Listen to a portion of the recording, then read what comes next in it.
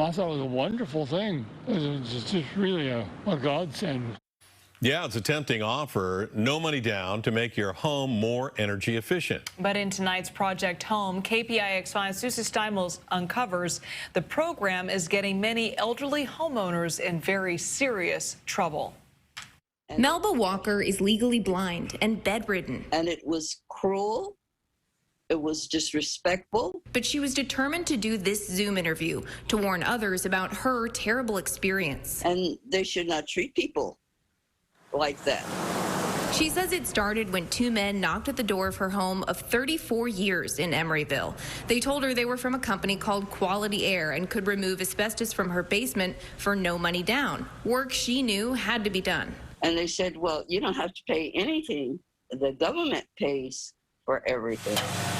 In a wheelchair and unable to see, Melba could only listen to the workers. And I heard them down in the basement, and I assumed everything was done and done well. It wasn't until a few months later that she discovered through a different contractor that the work had not been done at all. And I felt violated.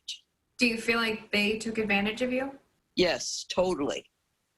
Totally advantage of me, because they knew I couldn't see. Her troubles weren't over. A few months after the bogus asbestos job, Melba's mortgage payment suddenly shot up. Imagine what you can do. Call Y-Green. A company called Y-Green Energy had put a lien on her home. The additional assessment added $500 a month to her mortgage. I didn't have enough to pay that money. Melba managed to hold on to her home thanks to help from her brother. We started receiving foreclosure notes. Bill Shive and Leon Bacchus weren't able to. My thought is that we're going to wind up in a tent.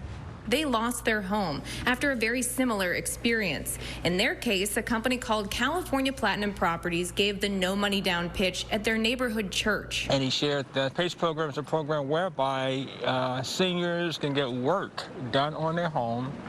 They don't have to put any money up front. Their house badly needed a new roof, so they signed up. I thought it was a wonderful thing. It was just really a godsend. One thing led to another. Once he saw the roof, he says, well, looks like this wall. Then it was the floor. Well, I think there's some damage there. Then a few months later, Jumped our mortgage payments $600 a month. a tax lien had been put on their property by the same company that put the lien on Melba's home, Y-Green Energy. Our life began to unravel at that very moment.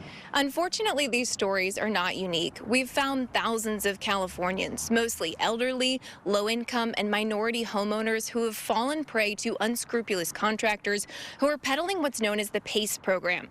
It stands for Property Assessed Clean Energy. It's supposed to help low-income homeowners make their homes more energy efficient, but we found the collateral damage has been great. The vast majority of the practices we've seen have been actually corrupt. Omar Krashna is Melba's attorney in a class action lawsuit that alleges the PACE program structure encourages abuse. It starts with solicitors and/or contractors going into the community targeting low-income homeowners. The more equity in the home, the more PACE financing is available.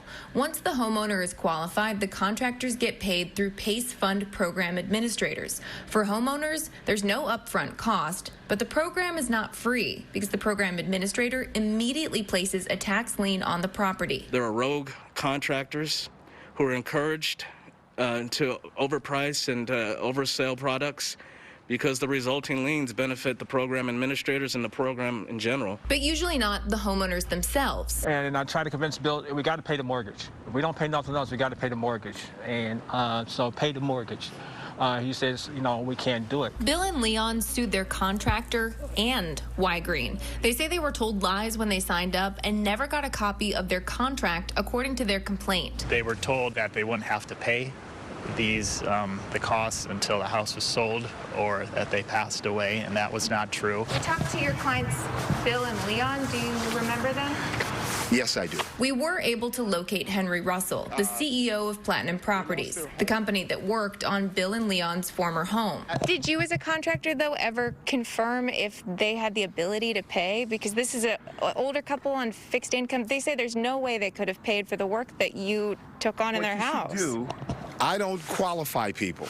PACE qualifies people. Well, there's a lot of passing the buck here because... No, there's no passing the buck, miss. What you should do is talk to Y-Green, who they had the contract with. Y-Green turned down our request for an interview, but told us in a statement, Y-Green does not select contractors. Property owners select the contractor to do PACE-eligible improvements on their homes, which Y-Green finances. So Y-Green also told us that they only use state licensed contractors, but we found in Melba's case, that contractor was not licensed with the Secretary of State at the time when that work was carried out. Ken and Liz. So, Susie, it sounds like these homeowners are signing a financing deal with Y-Green, this company. How much is Y-Green overseeing the actual work that's being done? So Y-Green also told us that they're very closely monitoring this program and conducting customer satisfaction surveys. But the complaints, of course, allege that that didn't happen. There's also a group out of UC Berkeley Law that's alleging through a new study that there's just simply not enough oversight of this program, and they're pushing for change. We're talking with them for a follow-up story that you'll see in the next couple of weeks. Yeah, and obviously a lot of these homeowners are not understanding exactly what they're getting themselves into, and by the time they find out, it's too late. Susie, thank you for that.